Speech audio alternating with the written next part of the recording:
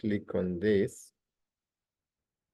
Fantastic. So welcome everybody to this training. And today we are looking at Jack Canfield's book, How to Get From Where You Are to Where You Want to Be. And we are looking at principle number 28. And principle number 28 talks about cleaning up your messes and your incompletes. And all of us have projects that are outstanding that we have not yet finished for one reason or another.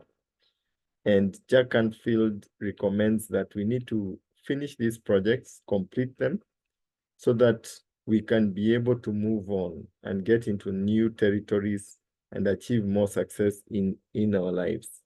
He puts it forward that when you have incomplete projects in your life, then they block success and abundance from coming your way. And I'm going to look at a few points that will actually show you that this is actually true. Now, the chapter begins with the cycle of completion. And the cycle of completion starts with deciding to do something. Then you plan to do it.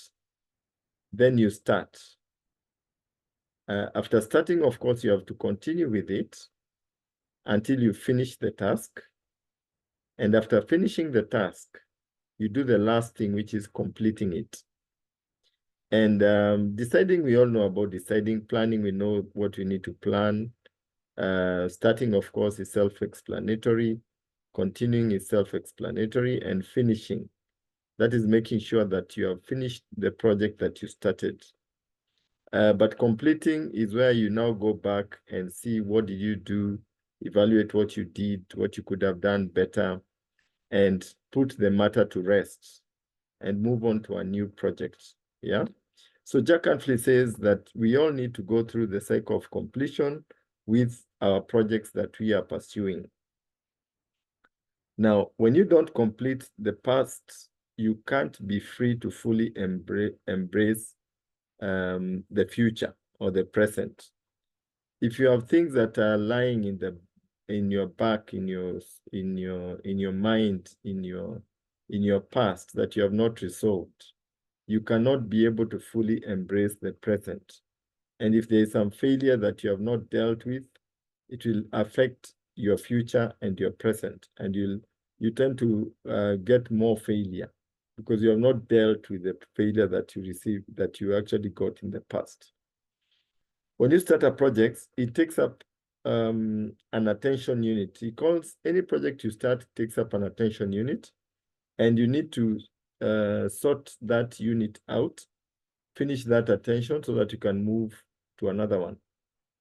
Now, incomplete indicates areas where you have emotional and psychological blocks. Now, when you have incomplete in your life, maybe there is somebody that wronged you, you've never had a conversation with them.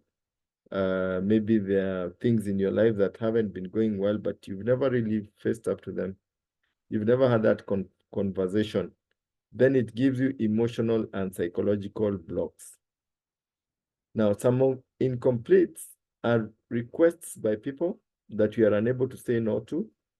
Then yellow stickers stick everywhere.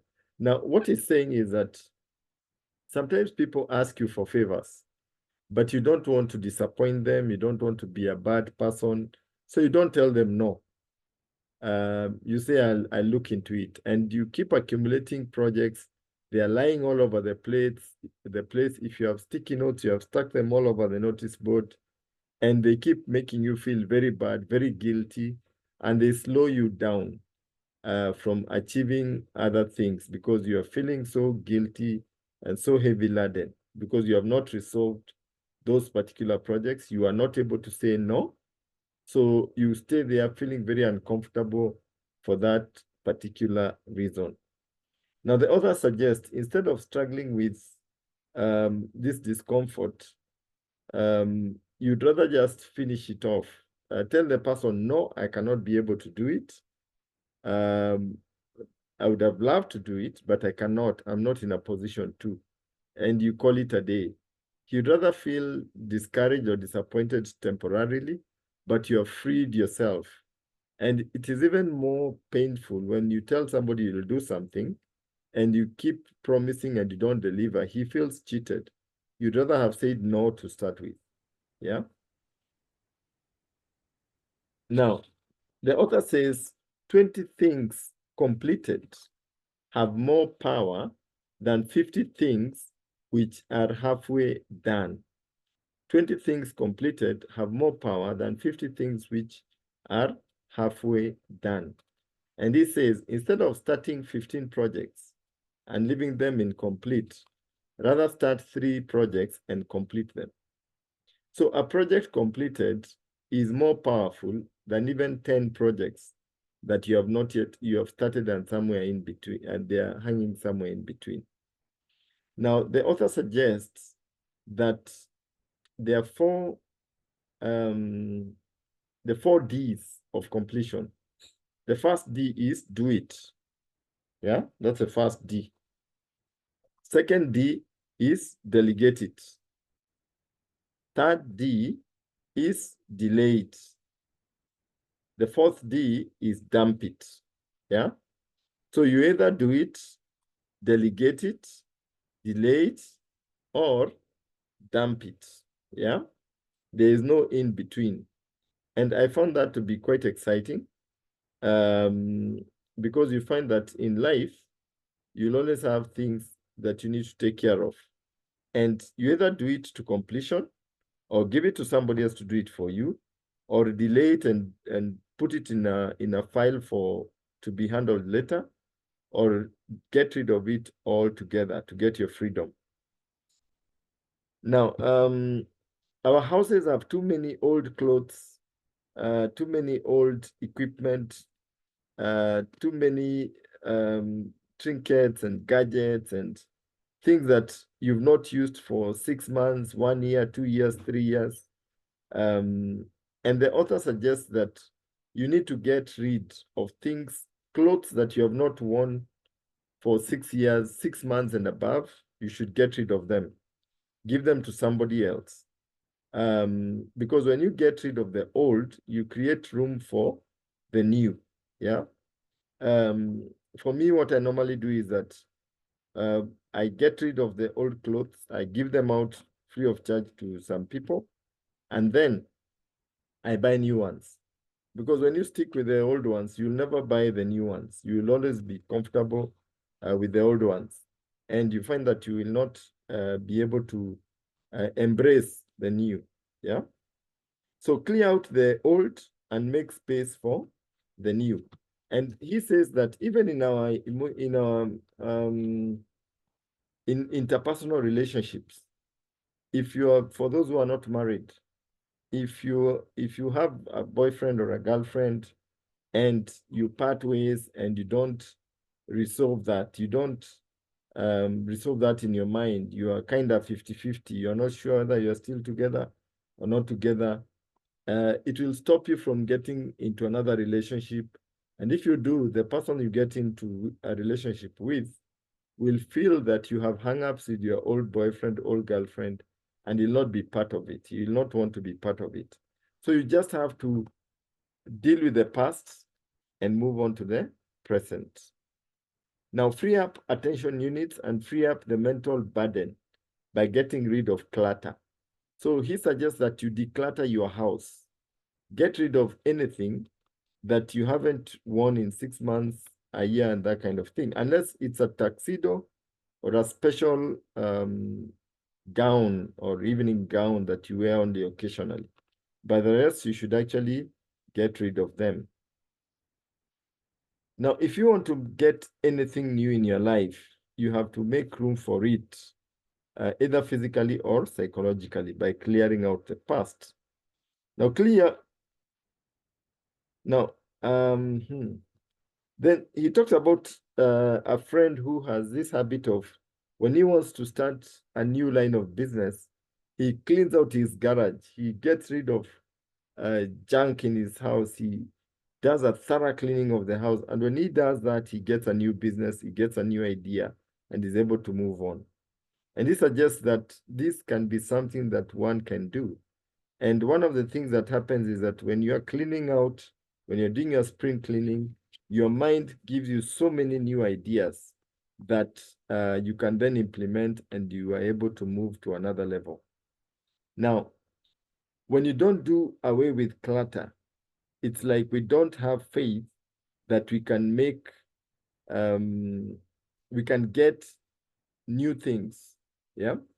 And what he's saying here is that when you don't get rid of old clothes and all this equipment, old equipment and all that, it's like you don't have faith that God can give you new equipment, that you can actually be able to purchase new things, new seats, new carpet.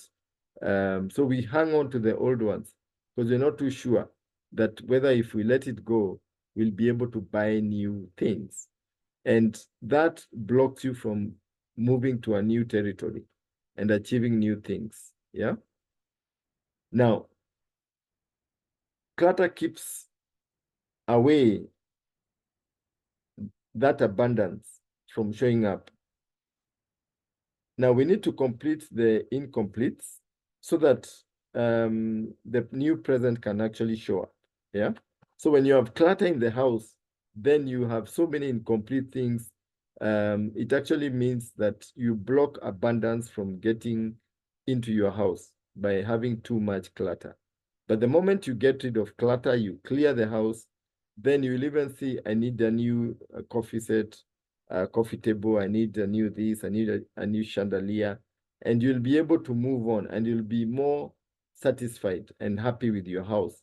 But when you have too much clutter, it forms something he calls irritants. It becomes irritating to you. Yeah. And then he asks you, how many things do you need to do, dump, complete, delay, delegate, or get rid of? You need to come up with a list of how many things that you need to do that to. Either delay, do, dump, or delegate before you move on to new territories. Now, the last part of this chapter, the author asks a question. What irritates you around your environment? What are the irritants that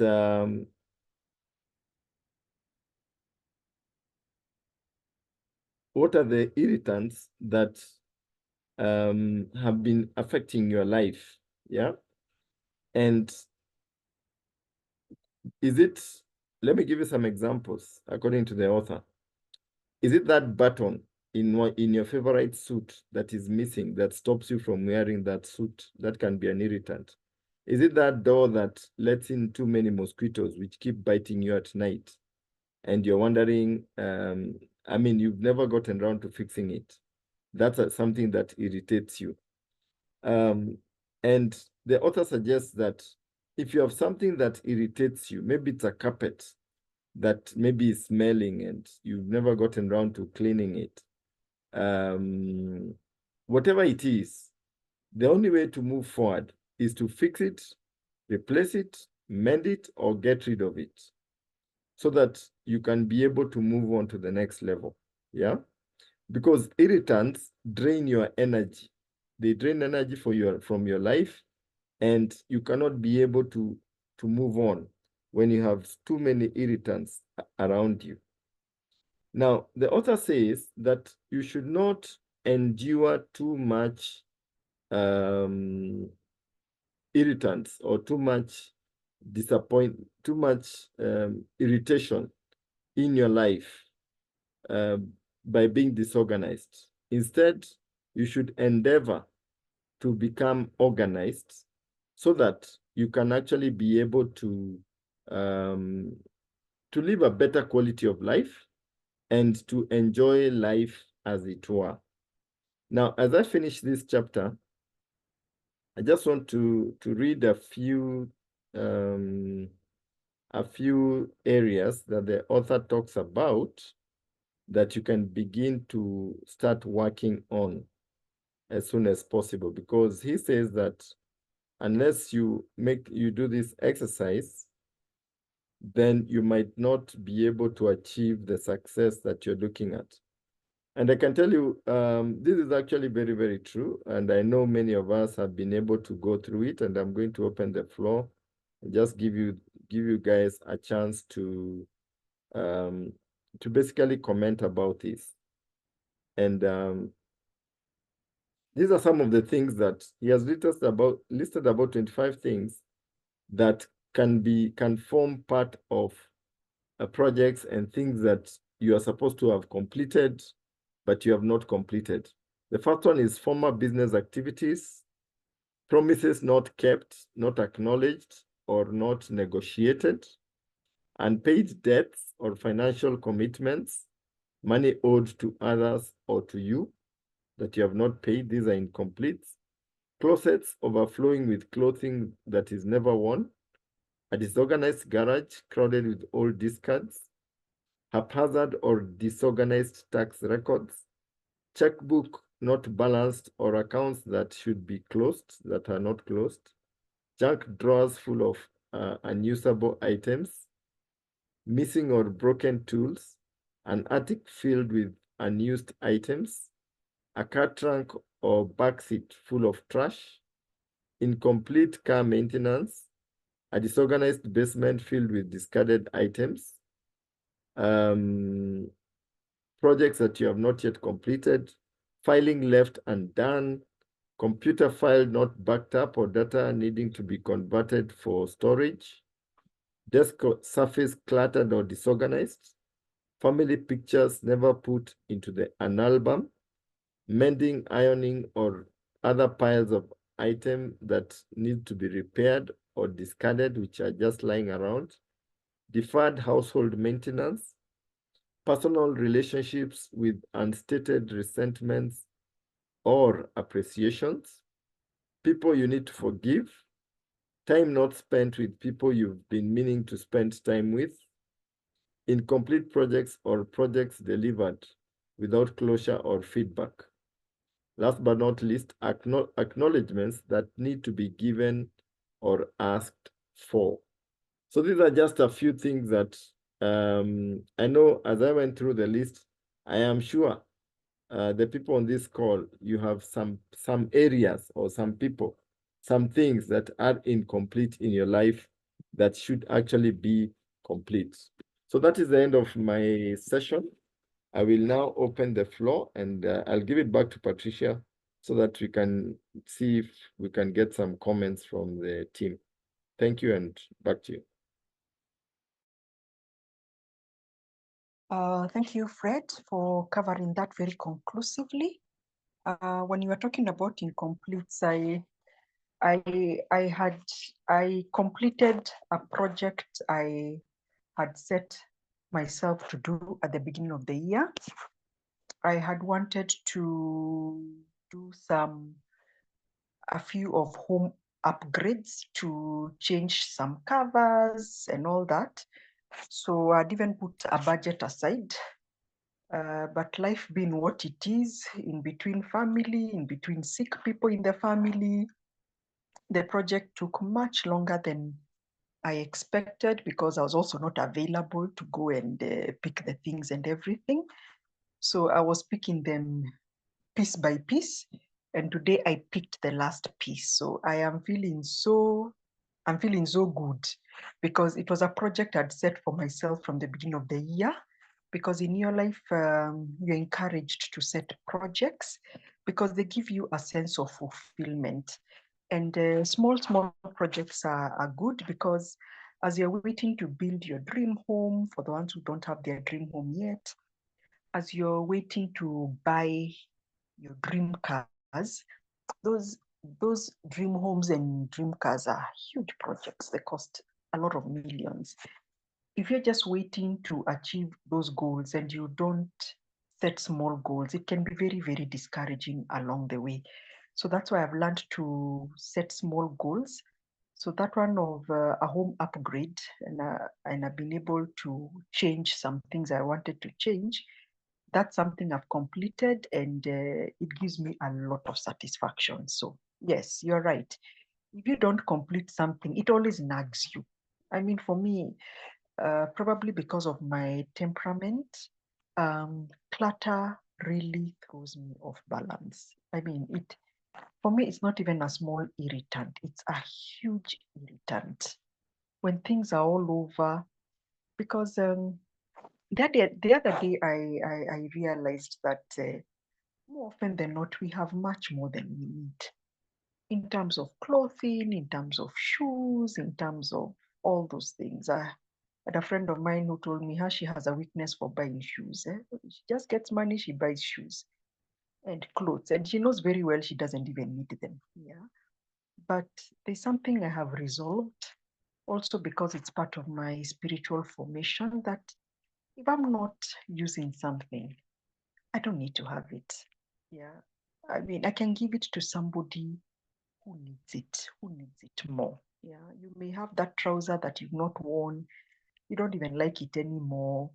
Give it away because that trouser that you don't like, somebody else could wear it. Even that dress that you don't like, somebody else could use it to go for an interview. I mean, I have read stories of people who went for interviews on donated clothes because what it is that they had in their wardrobe were probably too faded or were not appropriate for an interview. So things that you don't need, friends. Yeah. Plates, excess amounts of plates, just excess. There's nowhere even to put them. Please give them away, and you'll be surprised how you attract better things into your life because sometimes we can end up getting attached to things. And in this life, we should not get attached to material things because the reality is we are living all of them here on earth. So just have what you need. Whatever you don't need, bless somebody else. And friends, it makes you feel much lighter, because you're not tied down by the things of this earth. Okay, so anybody else who wants to share? Maybe I can add something, Patricia. I learned Yes. something, a very important lesson during my Rotary years from a billionaire, Manu Chandaria. Manu Chandaria has 5 suits. Anytime he buys a suit, he gives out a suit. And these are suits that cost a lot of money. They are made, custom made for him. There are suits that cost thousands of dollars per piece. I think there was a figure I was given. I don't know that it was $10,000 a suit.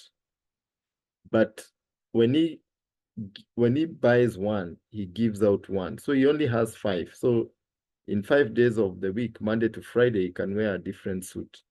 But he doesn't have excesses. He doesn't have shoes the same. He doesn't keep excess number of shoes in the house. He just has just enough for his own use, and he keeps giving. And what you realize is that the Bible says it's more blessed to give than to receive. And when you give, especially when you give, the laws of nature work in your favor, because you'll actually be given unto you. Yeah. And that's a reality about life. And sometimes I find that we Christians don't give enough. Our Muslim brothers have really mastered the art of giving, such that near every mosque you'll find so many beggars because they give. And I've ever followed a Muslim guy as he was going to the mosque. He was giving each beggar 50 shillings, new notes, 50 shillings. And that time for me as a Christian, when I give 20 shillings or 30 bob, I feel I've done so much, and I pat myself on the back. This guy gave more than 10 people 50 shilling notes. And the more you give, the more you receive. So if you give a lot, then you receive a lot. So I think there is a lesson for us to learn from that. Back to you. I also want to share something I learned from a very rich person. Also, that idea of giving, that whatever income you get, of course, decide this amount goes to God, this amount goes to a worthy cause, or somebody who is struggling, and those kind of things. And it may look a lot or it may look little, but it's not the amount that matters. It's the act of giving. Yeah. It's also important to give. And when we are giving, it's not just material things, but also giving our time. Yeah. Giving our time to somebody who needs encouragement, or maybe their father is sick in hospital and they're going to visit them. I mean, promising to, even offering to accompany them, that is also very important. Even giving people who quote unquote, I say the word is quote unquote, do not deserve your attention or your love. I don't know that you ever come across people who can actually be irritants. Yeah. Their tone of voice, their volume, the way they talk, generally they have a rough tone. I was dealing with one of them today, and I really had to bite my tongue not to say something because you're just thinking this person, but then you realize that that person is a human being, yeah, and they deserve love, they deserve encouragement because they were asking for something, and you almost feel like telling them, why don't you talk to so and so, but you realize that people are human, and giving that time, giving that attention to that person, even when it costs you. Mother Teresa used to say that you only know you have given when it costs you. You know, when you feel it. You know, you feel it. That's when you have given, not when at you have excess. No, no, no. When it has really cost you, that you have earned this amount of money, as a friend of mine said, you give not because you have excess, but you're just giving from your heart. And you will be surprised when you give, you will never lack. You will never lack. That's what life has taught us. Yeah. One or the other things just work to your favor. So never to be afraid to give. Of course, to give with a reasonable mind. It goes without say, but not to feel that, because I feel many of us suffer from what I call a scarcity mentality. Yeah. We hoard onto things. Yeah. Almost have what we call an abundance mentality, that there is more than enough for all of us. More than enough for all of us. There is more than enough to go round all of us. So that's what I want to share. Job, you want to say something? Patricia, we have only 5 minutes remaining. So maybe Lizzie can just introduce and give 1 or 2 points as we finish. Lizzie, can you share with us about 100 personal PV, please?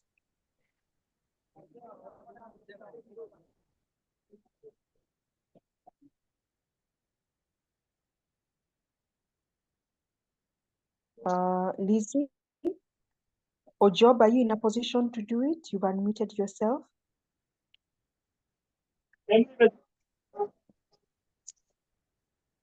Job? Okay, I think Job has unmuted himself by mistake. There's a lot of background noise. Lizzie? Yes, Patricia. May you, in 2 minutes, tell us how to do 100 personal PV, please? Yes. Thank you. Yeah, good evening, everyone. My name is Liz Maingi. I'm going to talk about 100 points. Or doing 100 points. The out of experience, the best way to do 100 points is number one, to start by looking at the shopping in your house. Yeah, what do you need that you would buy or for personal use? It could be a supplement, any of our products. We have many over 100 products that you can always choose and see what you're going to use. Then number two, you look at your wholesale customers. Wholesale customers, these are distributors who've been in your team, but for one reason or another, they're not active. But of course, they also need the products because already they were using them even when they were distributors. Then three, you also look at your customers, people who buy at retail And this is the best. That's why we're able to achieve the goals that Patricia was talking about, because that's how we make profits. So, and also you have to purpose and to target and to know that I need to do the 100 points. And instead of looking at the month, like saying I need to do it within a month, can give yourself a target the first 10 days. So that the day 11 up to day 30, then it is just stopping up. Then it becomes very easy once you're done. I know there are challenges doing 100 points. I said the other day I could do 38, alafu nashindwa kumalizia. But you also need to motivate yourself, talk to yourself positively, say that you can do it, believe in the products, then just go for it. Because we always say that health is your greatest wealth. So when you look at it that way, then you are able to get products for yourself. And also when you're sharing, you're like, yeah, I know the results are great. And as such, even as you're sharing, you know you're giving $1 million product. So you have all the confidence. So doing 100 points is major. And I know the month is almost coming to an end, but I have an encouragement. If not done your 100, sit down, look at the three that I've talked, your personal, your wholesale, your retail customers, look at them, call them, visit them, do whatever it takes, send SMSs, WhatsApp them, put it in the status, do everything it takes so that you're able to do your 100 points. But to do 100 points, I like what my upline says, that if you believe it is easy, then it is easy.